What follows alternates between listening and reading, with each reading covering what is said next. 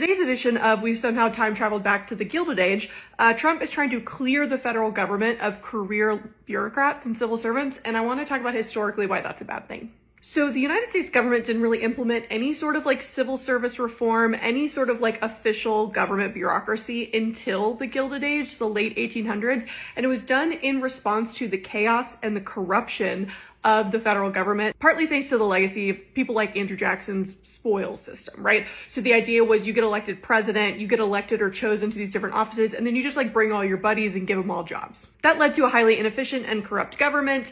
And it also led to one president being assassinated. Literally, President James Garfield was assassinated by a man who thought he was owed a job because he had campaigned and written editorials in favor of Garfield's election. And when he wasn't magically granted a job in the White House, he went full Luigi. Now, I know that in modern society, bureaucracy is kind of a dirty word. It gives us visions and vibes of the DMV, but historically, the implementation of a bureaucracy of career civil servants who do the job day in and day out, regardless of who's the person at the top, is actually a sign of a thriving government. As a world history teacher, it's actually one of the reasons that I teach why the Chinese dynasties were able to last and maintain Chinese power and culture for so long. For thousands of years, you go through these dynastic cycles where there are different emperors, different people in power, different even governing philosophies, but at its core, you have the Chinese government set up underneath the emperor, underneath the Confucian-style bureaucracy. This lent China stability and legitimacy that allows it to last as a regional power for literally thousands of years. Now, to be clear, I understand that I don't think the Trump administration is very much concerned about legitimacy